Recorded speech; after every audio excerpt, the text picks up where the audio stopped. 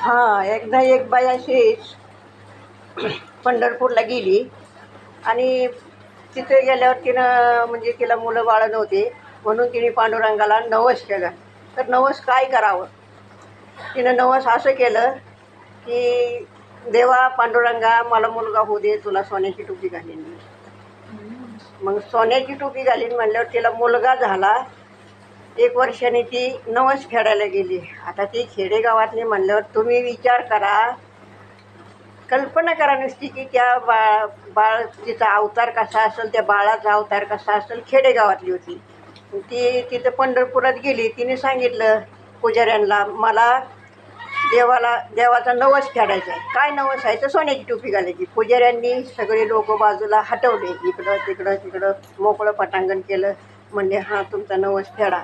तिनं बाळाला तिथं झोपवलं, दर्शन वगैरे घेतलं आणि म्हणली आता ते सगळेजण तिथं बघतच बसले. सोन्याची टोपी देवाला घालायची ना.